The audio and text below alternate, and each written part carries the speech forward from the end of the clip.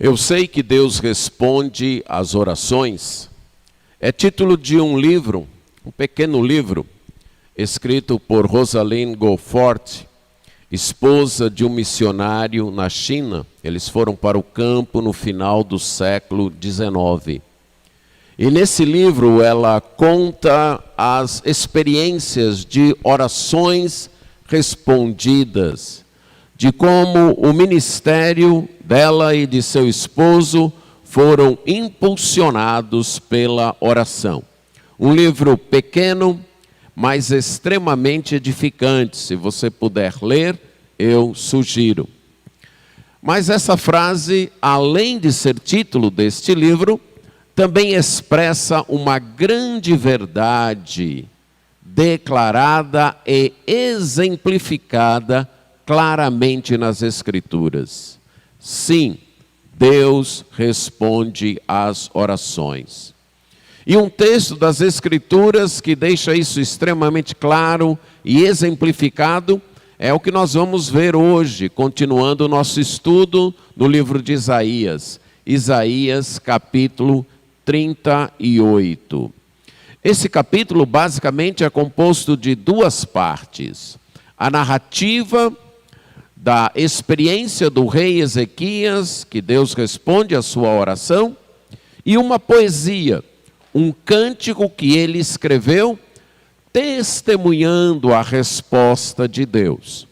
Hoje pela manhã, nós vamos ver os versos 1 a 8 e os dois últimos versos, 21 e 22, que formam a narrativa da experiência dele, e nos cultos da tarde e noite, se Deus permitir, veremos as partes de 9 a 20, que é o cântico, a poesia que ele escreveu manifestando sua gratidão. Leiamos Isaías capítulo 38, versos 1 a 8, e depois vamos ler os versos 21 e 22. Diz assim: Naqueles dias, Ezequias adoeceu de uma enfermidade mortal. Veio ter com ele o profeta Isaías, filho de Amós, e lhe disse: Assim diz o Senhor, põe em ordem a tua casa, porque morrerás e não viverás. Então, virou Ezequias o rosto para a parede e orou ao Senhor. E disse: Lembra-te, Senhor, peço-te, de que andei diante de ti com fidelidade, com inteireza de coração, e fiz o que era reto aos teus olhos. E chorou muitíssimo. Então veio a palavra do Senhor a Isaías, dizendo: Vai e dize a Ezequias: Assim diz o Senhor, o Deus de Davi teu pai: Ouvi a tua oração e vi as tuas lágrimas. Acrescentarei, pois, aos teus dias 15 anos. Livrar-te-ei das mãos do rei da Assíria a ti e a esta cidade, e defenderei esta cidade. Ser-te-á isto da parte do Senhor como sinal de que o Senhor cumprirá esta palavra que falou. Eis que farei retroceder 10 graus a sombra lançada pelo sol declinante no relógio de Acaz. Assim, retrocedeu o sol os 10 graus que já havia declinado. Versos 21 e 22. Ora, Isaías dissera: Tome-se uma pasta de figos e ponha-se como emplasto sobre a úlcera, e ele recuperará a saúde. Também dissera Ezequias: Qual será o sinal de que hei de subir à casa do Senhor? Oremos. Pai eterno, mais uma vez na tua presença, e desta vez clamamos a tua misericórdia, para que possamos compreender, explicar, amar e viver aquilo que diz a tua palavra. Isso nós pedimos em nome de Jesus. Amém. Deus responde às orações. E acompanhando essa grande e preciosa verdade, eu quero destacar outras 3 verdades relacionadas à oração, com base no texto que nós lemos.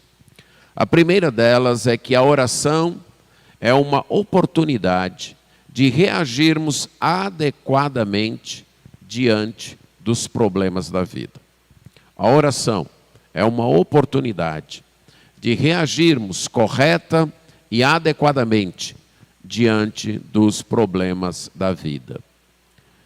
Isaías aqui está encerrando basicamente a primeira parte do seu livro no qual ele nos conta as profecias que proferiu durante seu ministério de mais de 50 anos.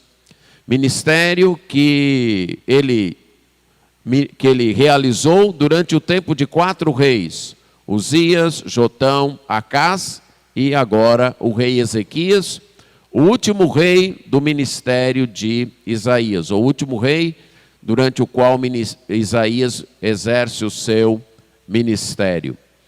Mais ou menos ali em torno do ano 740 a 686 a.C., na cidade de Jerusalém, no reino de Judá, ali em Canaã. Esses eventos do capítulo 38 também foram narrados em 2 Reis, capítulos 18 a 20 e 2 Crônicas 32, ou melhor, estes eventos dos capítulos 36, 37, 38 e 39, que é uma parte narrativa de Isaías e que serve de transição entre a primeira parte do livro e a segunda. Na primeira parte do livro, o foco de Isaías, o foco de suas profecias, foi a sua própria geração e preparando esta geração para enfrentar a ameaça do momento, que era o Império Assírio. Isaías fortemente enfatiza que a única maneira de reagirem corretamente diante da ameaça do Império Assírio era confiando e dependendo do Senhor. Na segunda parte, que começa no capítulo 40, o foco dele são gerações futuras, gerações que irão viver mais ou menos 100 anos depois dele e que terão que enfrentar o exílio debaixo de um outro império, sob o domínio de um outro império, o Império Babilônico. E Isaías, então, fala àquela geração, profetiza e deixa escrito para que aquela geração também aprendesse a lição de que a única maneira de passar pelas dificuldades, de enfrentar a vida, é confiando e dependendo exclusivamente em Deus. Neste capítulo, como eu disse, nós temos, em termos literários, uma parte que é narrativa e uma parte que é poética. Inclusive uma parte que foi escrita por Isaías e uma parte que Isaías transcreveu, copiou, que de fato foi escrita pelo rei Ezequias, que é o cântico que vai de 10 a 20, o cântico feito e escrito pelo rei Ezequias, mas que quando compôs o seu livro, Isaías então teve acesso a essa literatura do rei Ezequias e, dirigido pelo Espírito Santo, incluiu isso no seu livro. Isso aqui ocorre mais ou menos um ou dois anos antes do que nós tratamos anteriormente, versos 36 e 37, antes da invasão assíria. Como eu mencionei, já tenho falado, o livro de Isaías não está em ordem cronológica, os eventos não estão na ordem cronológica, na ordem do tempo que aconteceram. Isso já fica claro logo no início, quando nós temos várias profecias, capítulos 1 a 5, antes de narrar a chamada de Isaías, capítulo 6. Isaías é vocacionado por Deus e só a partir daí começa a profetizar, mas no livro que ele escreve, ele narra algumas profecias primeiro, antes de narrar a sua chamada, a sua vocação. E isso porque ele tem um propósito que não é um propósito que se expressa em termos cronológicos, mas em termos de enfatizar a mensagem, que em Deus está a saída, em Deus está a solução para todos os nossos problemas Inclusive, o maior problema que nós enfrentamos, que é o problema do nosso pecado, que é o problema da nossa desobediência a Deus, o problema de estarmos condenados diante de Deus por causa dos nossos pecados. E aqui nós temos mais um exemplo disso, mais uma evidência de que o livro não foi ordenado em forma cronológica, porque ele narra primeiro os eventos ocorridos mais ou menos no ano 701 a.C., que foi a invasão à Síria, e depois o ocorrido aí entre 702 ou 703 a.C., que foi a doença do rei Ezequias. Então, nesse período, que ele diz naqueles dias, o rei Ezequias, que tinha começado a reinar quando tinha 25 anos de idade, e nessa época aqui ele devia ter entre 39 e 40 anos de idade, então relativamente novo, bem novo mesmo, e ainda ele não tinha um filho que pudesse reinar em seu lugar. O filho que vai assumir o trono depois da morte de Ezequias ainda não tinha saído, não tinha nascido, o rei Manassés. E isso era muito importante para a continuidade da aliança davídica, da promessa que Deus havia feito ao rei Davi, de que um descendente de Davi sempre estaria no trono. E aí Ezequias, além dos problemas comuns e extraordinários de estar reinando, além dos problemas que um rei, o líder de uma nação enfrenta, ele enfrentava o problema da ameaça à Síria, que é um problema que tanto ele como os reis anteriores a ele estavam enfrentando, a Síria tentando tomar as terras de Judá, tentando tomar Jerusalém, invadir Jerusalém e acabar com aquele reino. Havia os problemas internos, das pressões internas, dos partidos que havia dentro do reino, um partido que queria que ele fizesse uma aliança com o Império Assírio, outro partido que queria que ele fizesse uma aliança com os egípcios para se defender da Assíria, e outro que diz, nós não temos que ter aliança com ninguém, temos que confiar em Deus. Então você imagina que a vida desse rei não era fácil, era uma vida extremamente atribulada, tendo que tomar várias decisões, além do fato de que ele empreendeu, e isso deve ter lhe desgastado um pouco, empreendeu uma reforma religiosa, tentando acabar com a idolatria que havia no reino, que havia entre as pessoas. Mas além de tudo isso, ele fica doente. E é uma doença mortal. E aí o profeta Isaías vai visitá-lo. Só que não é uma visita de conforto, né? Não é uma visita para orar para você. Eu não estou aqui para orar para o senhor ficar curado, rei. Eu vim aqui para trazer uma mensagem de Deus. E a mensagem de Deus é a seguinte, olha, arrume a casa, ordene tudo, prepare tudo, em outras palavras, faça o seu testamento, porque você vai morrer. Essa doença vai lhe matar, você não vai continuar vivo, você vai morrer. Então, prepare aí as ordens, deixe tudo pronto, porque você vai morrer. Imagine então a situação de Ezequias, né? Quais seriam suas opções diante disso? Ele poderia reagir com muito desespero e procurar a solução para este problema em outros lugares, né? Nos ídolos, nos seus próprios recursos, nos recursos de sua nação, em recursos de outras nações, como outros reis antes dele fizeram, que em momento de doença procuraram então recursos em outras nações, em outros deles. Poderia também, em desespero, se entregar à revolta, ficar revoltado contra Deus, ficar profundamente irado com Deus.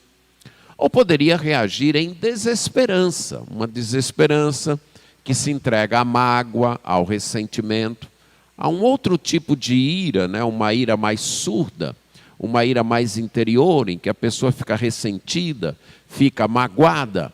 Ou poderia também, em desesperança, se entregar a uma resignação passiva. Tá bom, Deus já determinou mesmo, esse é o plano de Deus mesmo, então eu vou mesmo me preparar para morrer. mas nenhuma destas alternativas é a saída dele. Ele se volta para Deus. Ele estava, a gente imagina, deitado na cama, adoentado, recebeu a visita de Isaías, e Isaías disse: olha, tem uma palavra de Deus para você, o Senhor diz que você não vai escapar dessa, você vai morrer, então arruma tudo, já deixa tudo preparado aí, para o reino continuar, para a tua casa continuar, porque você vai morrer. Ele então se vira para a parede e ora ao Senhor. Essa é a saída que ele encontra: clamar a Deus, voltar-se para Deus. Nós também enfrentamos problemas na vida. E como é que nós reagimos?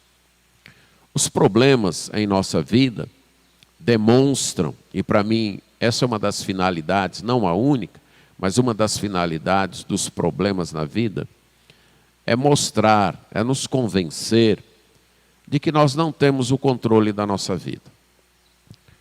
Por mais disciplinados que sejamos, por melhores que sejam os nossos planos, nós não temos o controle da nossa vida. Nossa vida não está debaixo dos nossos pés. Nossa vida não está em nossas mãos. Por mais que nos preparemos, há situações que fogem do nosso controle. Há situações que nós não conseguimos controlar. E eu creio que esse é um dos fatores que causam mais aflição em algumas pessoas, que as deixam mais frustradas e aflitas. É quando elas percebem que elas se preparam, elas fazem tudo direitinho, elas agem corretamente, elas procuram se preparar, planejar a vida, cuidar de tudo, e que mesmo assim, imprevistos acontecem. Problemas, adversidades, doenças acontecem. Especialmente aqueles de nós que gostam ou foram treinados ou disciplinados pela vida, ou adquiriram, através de circunstância da vida, o hábito de dirigir tudo, de controlar tudo. Essas pessoas acabam sofrendo mais, de fato. Porque problemas vêm para todo mundo, certo? Vem para quem tem essa, vou chamar de mania, de querer controlar tudo, e vem para quem não tem, vem para todos. Só que para quem não tem, enfrenta o problema, mas já está mais, vamos dizer assim, acostumado em saber que ele não controla tudo. Mas aquelas pessoas que gostam, ou se não gostam, acham, talvez deva ser desse jeito que eu devo dizer. As pessoas que pensam que precisam ter o controle de tudo, talvez nem goste, mas pensam que precisam ter o controle de tudo, essas pessoas sofrem mais e muito mais. Porque a vida não está sob nosso controle. Essa é a grande verdade. E esse período que nós estamos vivendo deixa isso extremamente claro, né? Nós não temos controle nem das informações que recebemos, né? Sabemos se é verdade, se é mentira, se isso de fato resolve, se não resolve. Um diz que é de um jeito, outro diz que é de outro, e a gente fica aí no meio sem saber direito as coisas. Nós não temos o controle. Por mais que lutemos e devemos planejar, devemos nos preparar, mas esse planejamento, esse preparo, sempre deve ser um planejamento e um preparo humilde, com uma profunda confiança em Deus. Aquilo que diz Provérbios: o cavalo prepara-se para o dia da batalha, mas a vitória vem de quem? Vem de Deus. Então você se prepara, mas sempre sabendo, eu me preparei, eu me planejei, eu estou esperando isso, mas a resposta final não é minha, é de Deus. Não depende do meu preparo, depende de Deus. Então os problemas na vida deixam muito patente, muito claro isso. Nós não temos controle das nossas vidas. Por mais que nos preparemos, problemas vão surgir. Nossa vida é extremamente frágil. É instável demais. E mais uma vez a situação mostra isso, né? Um vírus que nós nem conseguimos enxergar, desestabiliza tudo, né? Coloca a nossa vida colocou nossa vida de pernas para o ar. Modificou hábitos de trabalho, modificou relacionamentos, nos trouxe muitas perdas e assim por diante. Nossa vida é frágil, nossa vida é extremamente instável. Nós estamos bem num dia e de repente no outro. A gente pode ir dormir e descobrir que aquela será a nossa última noite. Pronto. É assim a vida, né? Por mais que você tome vitaminas, cuide de sua imunidade, o que faz bem é muito bom, certo? Mas a vida é instável. De uma hora para outra, ela vai. E foi isso que Ezequias descobriu.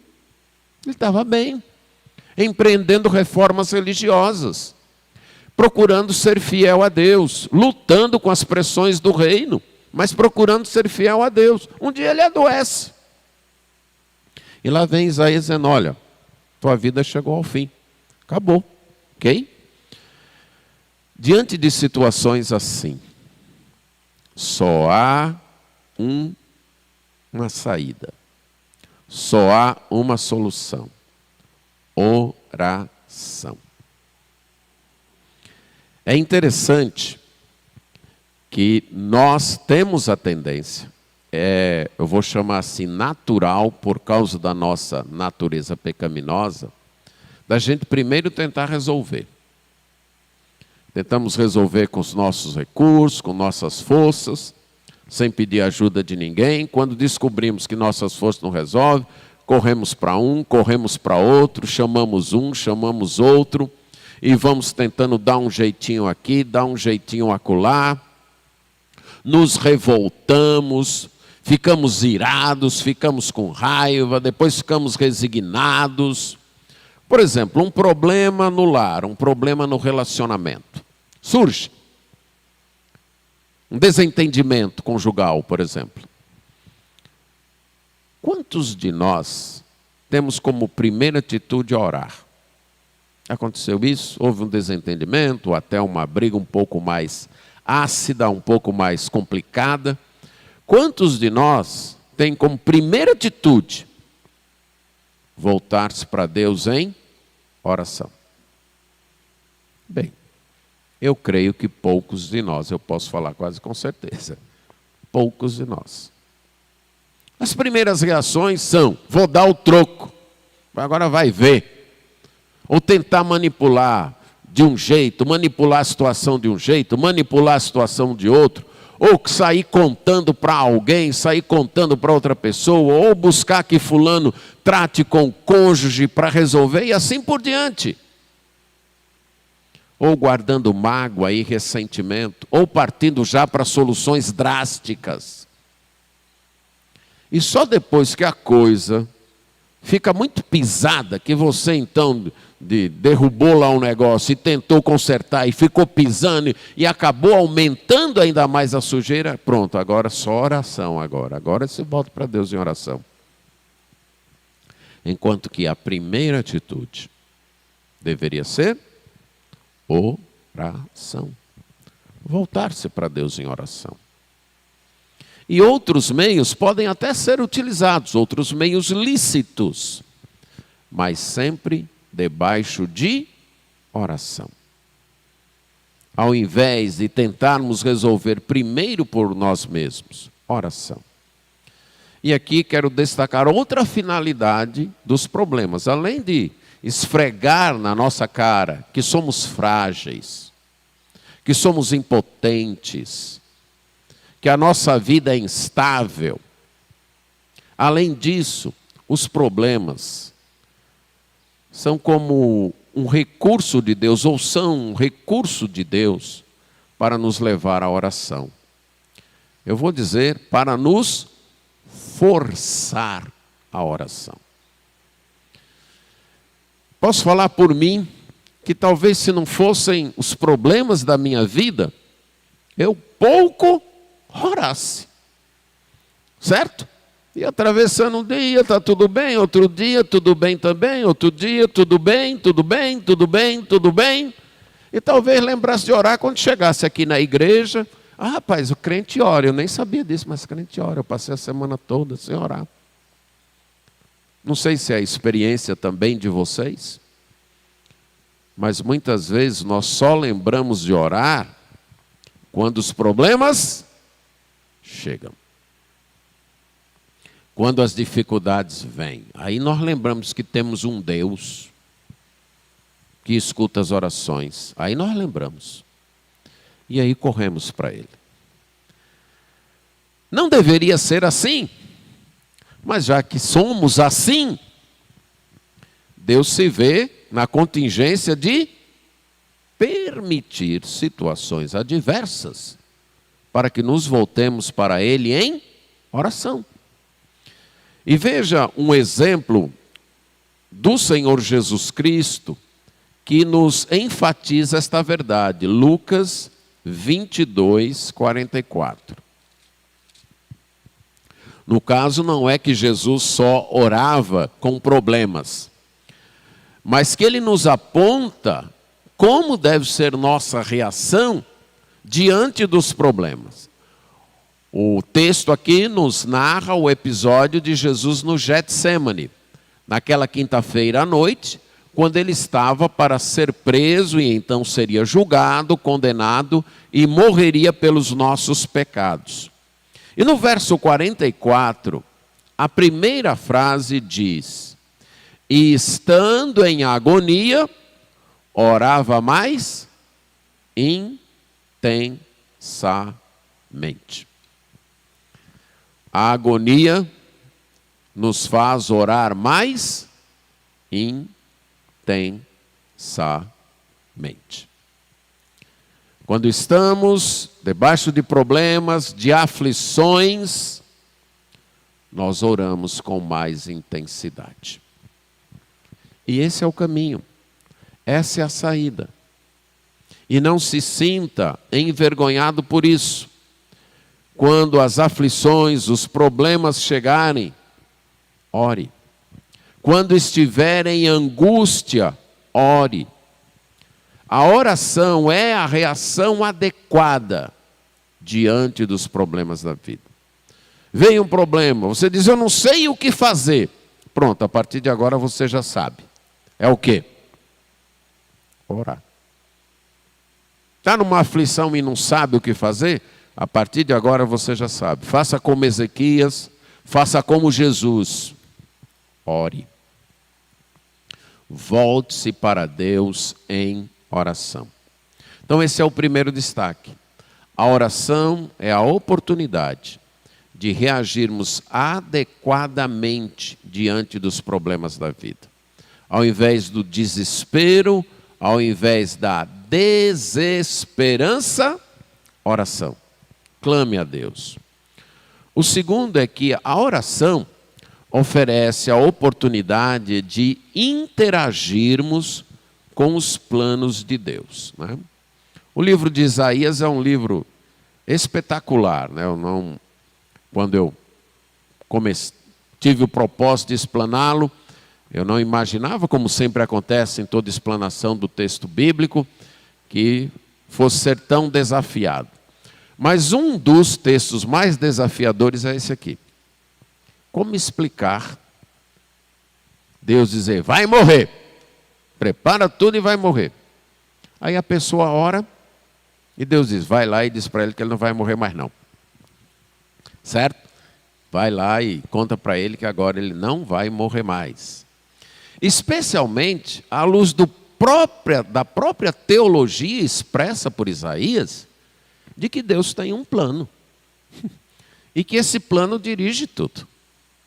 O livro de Isaías, desde o seu início, está enfatizando isso. Em todas as partes do livro, esta é uma ênfase. Quem é que manda nas nações? Deus. Quem é que faz nações se levantar? Deus as utiliza e depois levanta uma outra para fazer aquela cair. Deus. Deus tem um plano. E como explicar então que o ser humano pode interagir com este plano.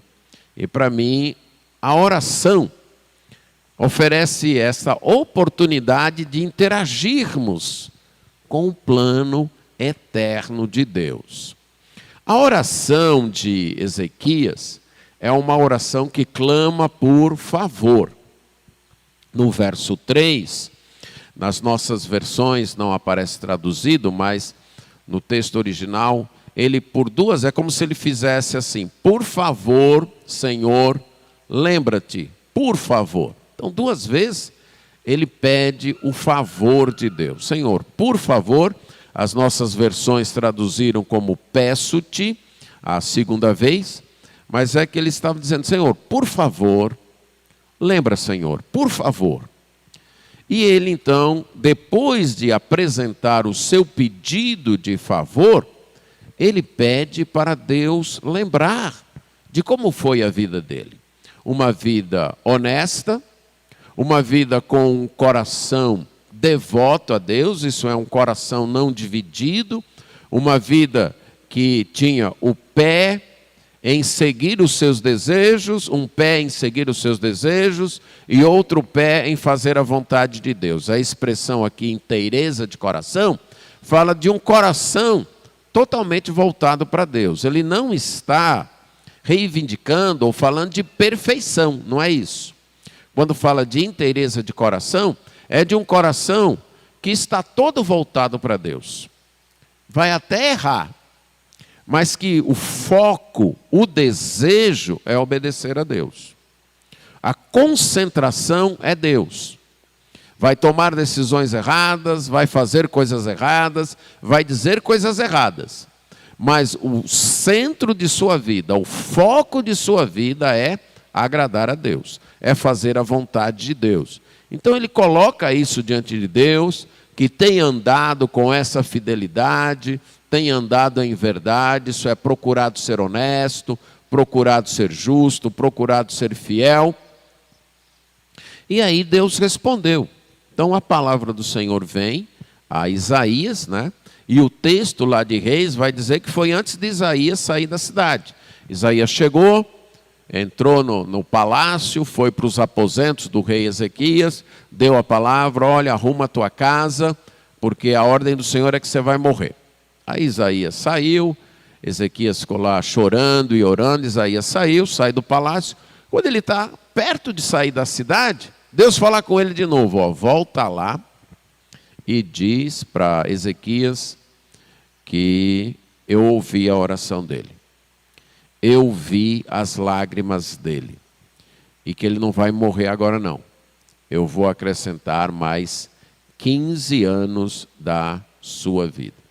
Aqui nós temos algumas palavras que para mim são muito bonitas e tocantes. Deus diz: ouvi a tua oração. Ouvi a tua oração. Deus ouve as orações. Orar não é um exercício vazio. Orar não é apenas e principalmente um exercício terapêutico. É também, mas não é principalmente isso. Orar não é falar consigo mesmo. Orar não é dizer palavras positivas para a sua vontade. Orar é falar com Deus. Isso é orar. E Deus escuta. E Deus ouve. Corremos sérios riscos de orar falando com a gente mesmo.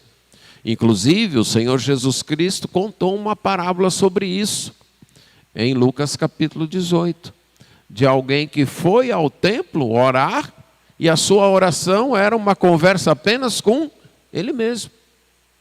Falava de si para si mesmo, Jesus disse.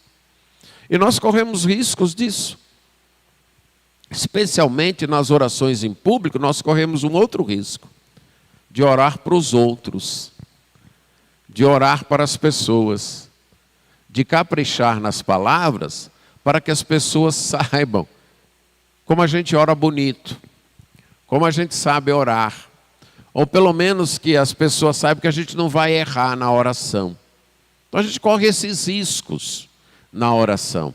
E esquece que a oração é falar com Deus. E que Deus escuta. Deus ouve as orações. Ele diz, vai lá e diz para o rei Ezequias, ouvi a tua oração. Mas diz também, vi as tuas lágrimas. Essa é outra frase que eu acho muito tocante e bonita. Deus diz, eu vi as tuas lágrimas. Deus vê o nosso choro. O Salmo vai dizer que Ele sabe das nossas tristezas e, usando uma linguagem figurada nos Salmos, Ele recolheu nossas lágrimas no seu odre, no seu cântaro, no seu tanque. Evidentemente que isso é uma linguagem figurada que quer expressar o quê?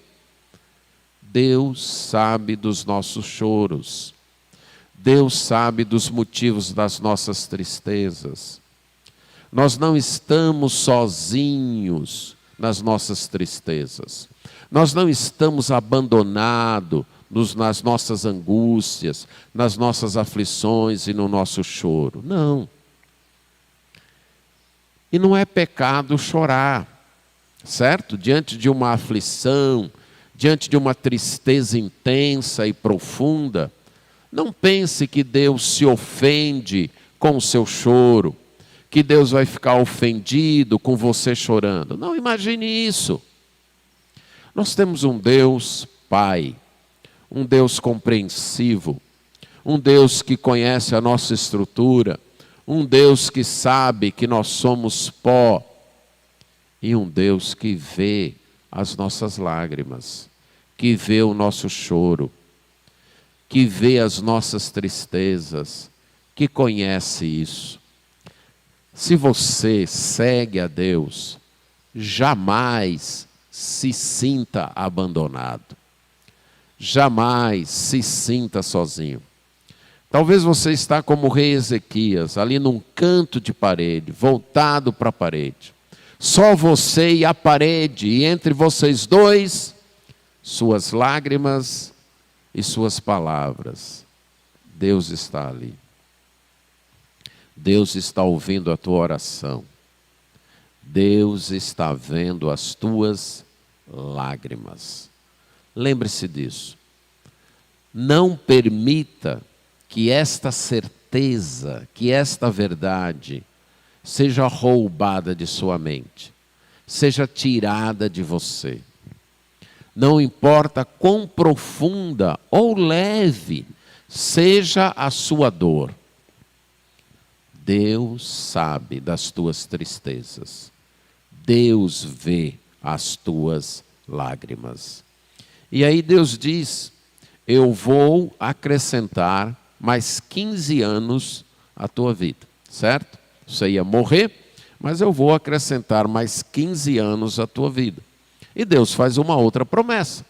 Eu vou também te livrar das mãos do rei da Síria e vou defender esta cidade, cidade de Jerusalém, eu vou defender. Deus faz mais do que Ezequias pediu, certo? Ele faz mais do que isso. Ele promete livrar a cidade e promete também acrescentar mais tempo à vida de Ezequias. Em 2 Reis, capítulo 20, que narra também esse mesmo episódio, no 2 Reis 20, verso 6, nós temos um motivo que levou Deus a fazer isso. E o motivo é a graça de Deus. Veja lá, 2 Reis 26, acrescentarei aos teus dias 15 anos, e das mãos do rei da Síria te livrarei, a ti e a esta cidade, defenderei esta cidade por amor de mim e por amor de Davi, meu servo. Por amor de mim, isso é do próprio Deus, e por amor de Davi, com quem Deus tinha feito a aliança. As respostas às nossas orações são sempre devidas ou motivadas pela graça de Deus. É a graça de Deus. Não se trata de mérito nosso. Então você faz uma oração pedindo e Deus vai atender porque você merece. Note que apesar de Ezequias ter argumentado assim, olha, o Senhor sabe que eu fui fiel, que eu fiz isso, que eu fiz aquilo. A resposta de Deus não é com base nisso. A resposta de Deus não é, já que você foi fiel, já que você andou direito comigo, eu vou te acrescentar. Não. A resposta de Deus é, por amor de mim e da aliança que eu fiz com meu servo Davi. As respostas às nossas orações são sempre motivadas pela graça de Deus. É o favor de Deus, é o fato dele ser gracioso. Aí você diz, e isso me dá esperança? Rapaz, é isso que dá toda a esperança. Porque se Deus fosse responder com base nos nossos méritos, qual seria a resposta?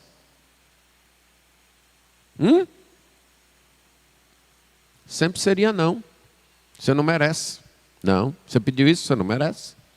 Você pediu aquilo, você não merece. Você pediu aquilo outro, você não merece. Se não fosse a graça de Deus, a oração se tornaria um exercício inútil. Só isso. Mas é o fato dele responder com base exclusivamente na sua graça que deve nos animar, que deve nos incentivar. Ele responde por graça. No caso aqui, porque ele tinha uma aliança com Davi, de sempre ter um herdeiro de Davi no trono. Conosco é uma aliança superior. A nova aliança, selada com o sangue de Cristo. Quando a gente ora e diz, em nome de Jesus, basicamente a gente deve entender que nós estamos dizendo isso. Eu estou pedindo, quem precisa sou eu, mas atende o meu pedido por causa de Jesus. O meu fiador, aquele que está empenhando o nome diante de ti, não sou eu, é Jesus Cristo. Jesus Cristo está à direita de Deus, intercedendo por nós, e essa intercessão basicamente é mostrar o sacrifício dele. Então, quando nós chegamos diante de Deus em oração, e Deus sabe que nós somos pecadores, que nós não merecemos, é só uma ilustração, mas é como se Jesus dissesse, ele está orando, tá? Lembra que eu morri por ele, eu já paguei, daquele ali eu já paguei os pecados dele. Essa é a intercessão de Jesus. Olha, os pecados daquele ali eu já paguei. Quando eu morri na cruz, eu paguei pelos pecados dele.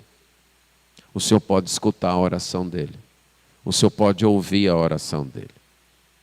É isso que significa orar em nome de Jesus. Nós chegamos a Deus não confiando nos nossos méritos, não confiando na nossa capacidade, não confiando que nós fizemos isso e deixamos de fazer aquilo e fizemos aquilo outro, mas confiando única e exclusivamente em Jesus Cristo.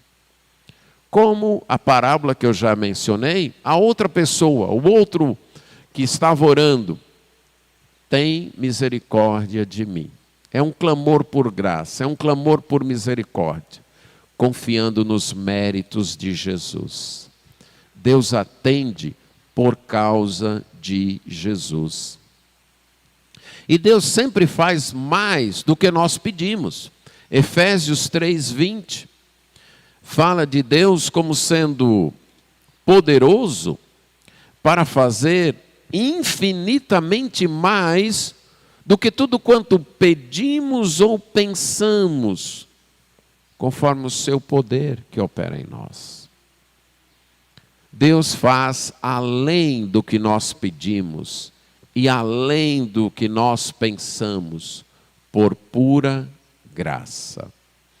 Agora, como explicar isso aí do plano de Deus e nossa interação com esse plano através da oração? Primeiro vamos deixar claro, porque a Bíblia deixa, que Deus tem tudo planejado. No capítulo anterior, capítulo 37, no verso 26, palavras de Isaías dirigidas ao rei assírio, Senaqueribe, diz: acaso não ouviste que já há muito dispus eu estas coisas? Já desde os dias remotos o tinha planejado. Agora, porém, as faço executar, e eu quis que tu reduzisses a montões de ruínas as cidades fortificadas. Nós falamos desse texto no domingo passado, e a ideia aqui é que Deus já tem tudo planejado. Inclusive, tudo modelado, as palavras utilizadas aqui de planejado, é como um oleiro que faz a sua peça, que faz o seu vaso. Então é como se Deus estivesse dizendo que o que ocorre na história já tinha sido feito por Ele na eternidade passada. E que dia a dia, época a época, Ele simplesmente está tirando aquilo que foi feito e expondo. A história como sendo a galeria na qual Deus expõe suas obras de arte que Ele tinha planejado lá na eternidade. A mesma verdade, em termos individuais, é expressa no Salmo 139, verso 16, quando o salmista diz: os teus olhos me viram a substância ainda informe, e no teu livro foram escritos todos os meus dias, cada um deles escrito e determinado, quando nenhum deles havia ainda. Você consegue pensar isso? Que lá na eternidade passada, Deus já sabia que hoje, dia 4 de julho de 2021, às 10 horas e 19 minutos, você estaria sentado na cadeira que você está sentado, pensando o que você está pensando, usando a roupa que você está usando, que Deus já tinha tudo isso em mente. Você consegue alcançar isso, pensar isso? O salmista vai dizer que isso é grande demais, não dá para a gente pensar sobre isso. Mas é isso que a Bíblia diz, que cada um dos nossos dias já estava planejado, já estava no plano de Deus, já estava lá. E então, fica aí, o que a oração então faz?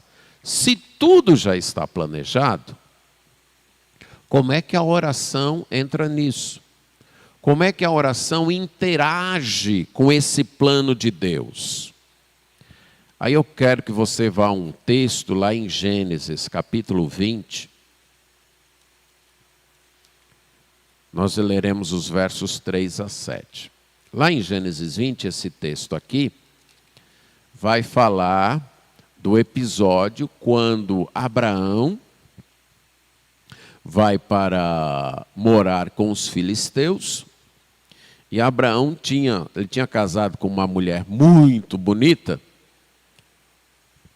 E casar com uma mulher bonita tem suas desvantagens, certo? E uma delas é que sempre que Abraão se deparava com alguém mais poderoso, ele ficava com medo. Rapaz, minha mulher é tão bonita, vai que esse cara roube minha mulher. Agora, interessante que o maior medo dele não era a mulher dele ser roubada. Sabe qual era? É que para ficar com a mulher dele, o rei lá mais poderoso teria que matar ele, certo? Então esse era o maior medo dele. Incrível, né? Não era nem perder a mulher, mas era morrer. E então, ele usava de um artifício, uma meia-verdade. De fato, Sara era meia-irmã dele, certo? Era irmã por parte de pai, não de mãe. Então, ele, quando chegava nesses lugares onde ele temia ser ameaçado, ele dizia, ó, diz que você é minha irmã. Você não está mentindo, mas também não está dizendo toda a verdade. E aí, quando chegou lá, Sara disse que era... E aí, vocês são casados? Não, ele é meu irmão. Aí o Abimeleque falou, pronto. Ele estava entre os filisteus. Bem, se é só irmão, estou livre, né? Leva ela lá para o meu harém. Ela é muito bonita, leva ela lá para o meu harém. E Deus agiu. Só abrindo um parênteses aqui. A Bíblia não é um livro sobre heróis humanos, ok? A Bíblia é um livro sobre Deus. Porque todos os heróis humanos que aparecem na Bíblia são falhos e muito falhos. Abraão, um homem desse, né, o pai da fé, tem uma atitude medrosa dessa, é falha. Então, quando você lê a Bíblia, coloque isso na sua mente. Não é um livro sobre heróis humanos. Não tem. Todos são falhos, todos erraram e alguns erraram feio. É um livro sobre Deus e o que Ele quer dizer para a minha vida. Pronto, é isso. É um livro sobre Deus e o amor dEle para com a humanidade. E o que Ele fez para salvar a humanidade. Então Deus agiu. Vamos ler. Lembra, aqui Sara está lá no harém de Abimeleque, só aguardando o momento de Abimeleque. Ó, hoje à noite eu quero Sara, certo? Só que antes disso acontecer, veja o que Deus fez. Capítulo 20 de Gênesis, verso 3. Deus, porém, veio a Abimeleque em sonhos de noite e lhe disse, vais ser punido de morte por causa da mulher que tomaste, porque ela tem marido. Ora, Abimeleque ainda não a havia possuído. Por isso, disse, Senhor, matarás até uma nação inocente? Não foi ele mesmo que me disse, é minha irmã, e ela também me disse, ele é meu irmão? Com sinceridade de coração e na minha inocência foi que eu fiz isso.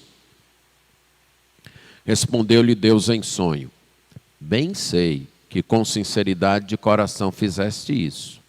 Daí o ter eu impedido de pecares contra mim e não te permiti que a tocasses. Agora, pois, restitui a mulher a seu marido, pois ele é profeta e intercederá por ti e viverás. Se, porém, não lhe a restituíres, sabe que certamente morrerás, tu e tudo o que é teu. Várias lições podem vir desse texto, mas eu quero focalizar essa. Deus chegou para Abimeleque e disse, você vai morrer.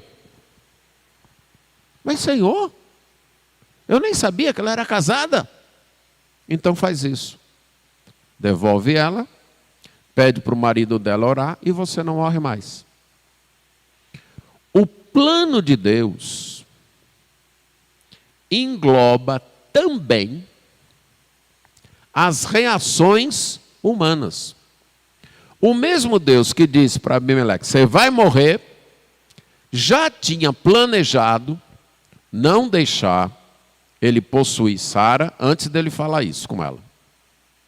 Já tinha planejado que iria dizer para Abimeleque qual é o caminho para não morrer, para que o castigo não chegasse. Devolve ela para o seu marido e ele vai orar por você. A mesma coisa aqui, voltando agora lá para Isaías, com o rei Ezequias. Deus tinha planejado a doença de Ezequias? Sim. Tinha planejado que essa doença seria mortal? Sim. Tinha planejado que mandaria Isaías lá dizer para Ezequias, olha, arruma a casa porque você vai morrer? Sim. Tinha planejado a reação de Ezequias em humildade e oração? Sim. Tinha planejado a oração de Ezequias? Sim. Tinha planejado que então diria para Ezequias: pois assim você não morre mais? Sim. A oração, ela entra no plano de Deus e revela para nós esse plano. E mostra para nós a disposição de Deus. Até orar, Ezequias não sabia que Deus já tinha planejado que aquela seria uma ameaça para levá-lo à oração. Mas quando ele orasse, a ameaça seria retirada. Mas Ezequias só soube disso quando orou.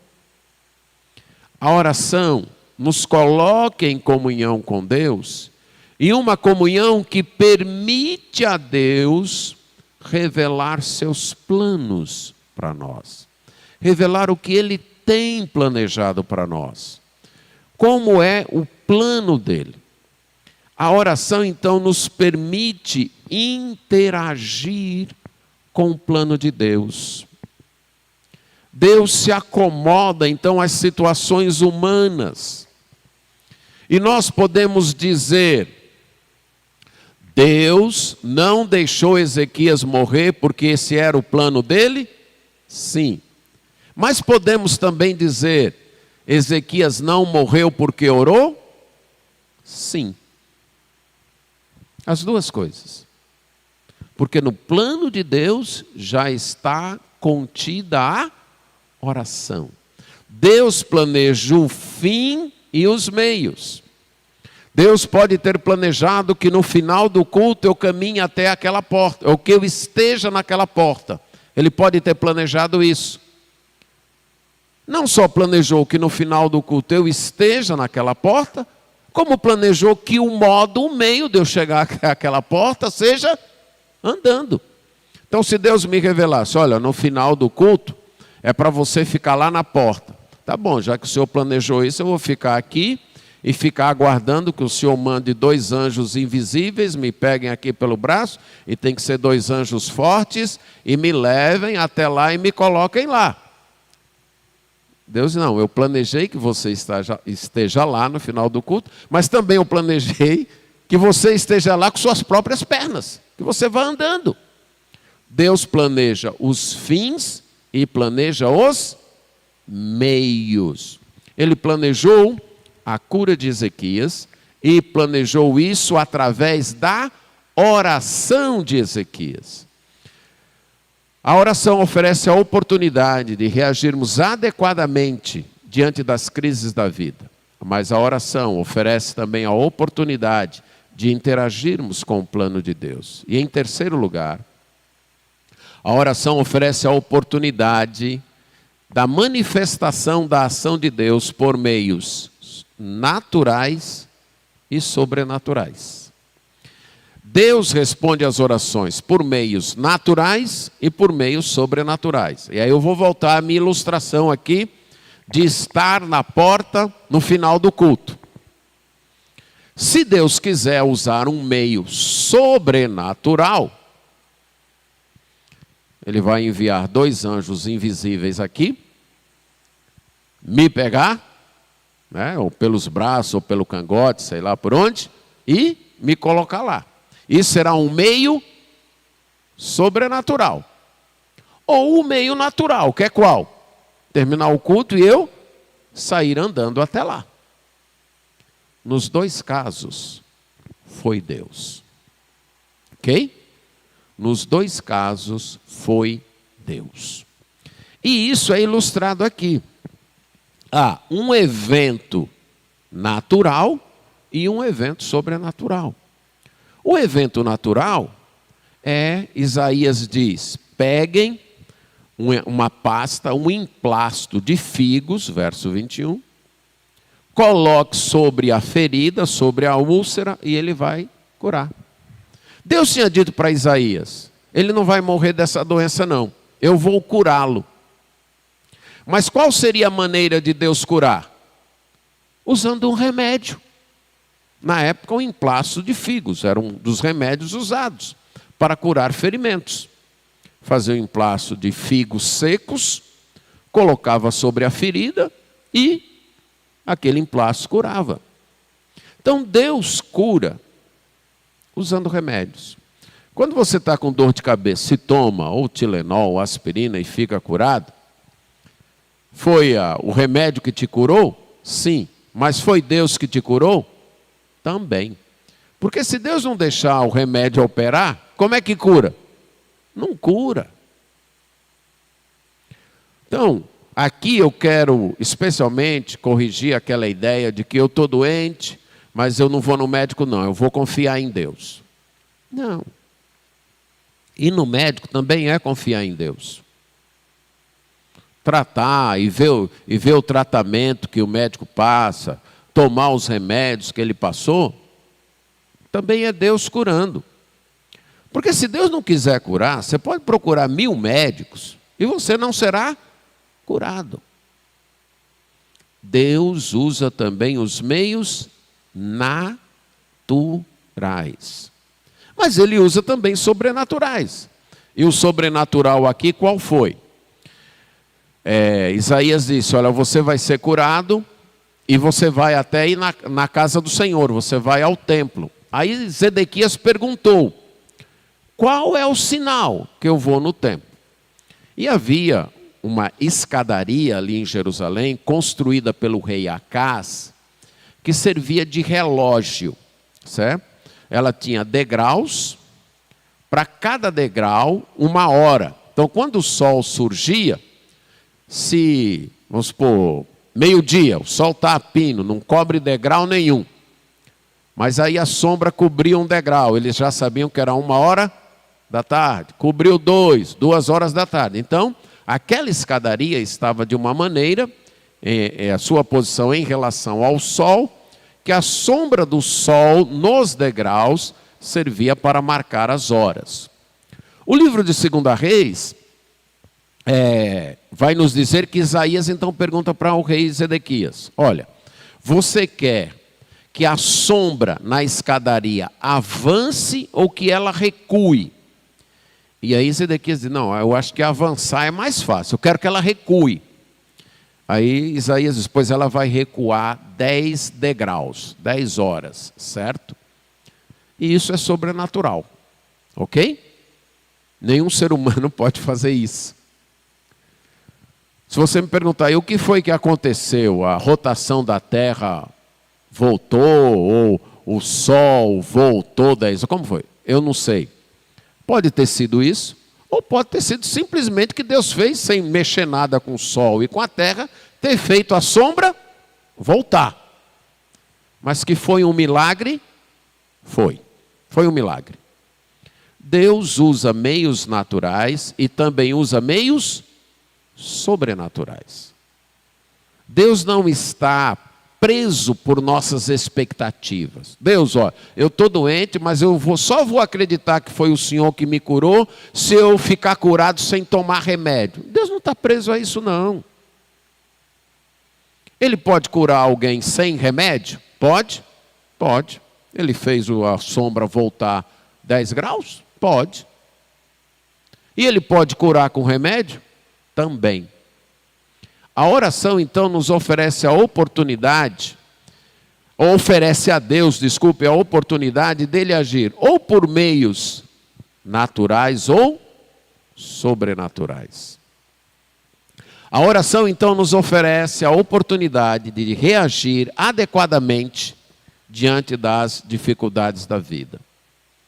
A oração nos oferece a oportunidade de interagir com o plano de Deus. E em terceiro lugar, a oração oferece a Deus a oportunidade de agir naturalmente ou sobrenaturalmente. Mas a verdade é, Deus responde às orações. Ele é o Senhor sobre a vida, sobre as doenças, sobre a morte. Ele domina tudo isso. Então devemos clamar a Ele. Ele sabe o melhor modo de responder às nossas orações, se é naturalmente ou sobrenaturalmente. Então vamos confiar nele. Ele conhece as nossas lágrimas e as nossas tristezas. Então vamos esperar o seu conforto e consolo através da oração. Ele sabe das nossas angústias, das nossas enfermidades, das nossas aflições. E Ele utiliza estas adversidades para nos fazer conhecer o seu plano. Uma das experiências contadas pela Rosalind Goforth no livro Eu Sei que Deus Responde às Orações, é de um dia em que o seu marido, com outros missionários, viajaram para um outro local que eles estavam tentando evangelizar. Era início do inverno ali na China. E ela diz que sempre que eles saíam, o coração dela e das outras esposas ficava na mão, porque era um tempo de perseguição. Não sabiam se eles iam voltar bem ou até se iam voltar vivos. E nessa que eles foram para mais distante, elas também ficaram com medo. Quando chegaram lá, que arrumaram um local para ficar, sem que eles esperassem, a multidão se revoltou contra eles. Invadiu o local e tomou tudo o que eles tinham. Eles ficaram ali no pátio, no início de um inverno, apenas com a roupa do corpo. Sem alimentos, sem lençol, sem cobertores e sem outras roupas. E eles decidiram, aquele grupo de missionários, ali naquele pátio, fazer um círculo, ajoelhar e orar. Não tinha como voltar, era distante. O inverno começando. E eles, como é que nós vamos fazer? Como é que nós vamos sobreviver? E eles oraram. Estava a caminho, sem eles saberem, de uma outra parte da China, um outro missionário, que não sabia nada do que havia acontecido. Mas que tinha tido o desejo, sabendo que aqueles irmãos estavam ali, de visitá-los. E ele estava a caminho. E um pouco mais à tarde ele chegou. Eles não conseguem explicar como, mas a chegada desse outro homem provocou na população uma reação de tal temor que a população devolveu tudo que havia retirado deles. Tudo que havia roubado deles. Não só isso, mas se dispôs a ouvir o Evangelho e pessoas se converteram. Deus responde às orações.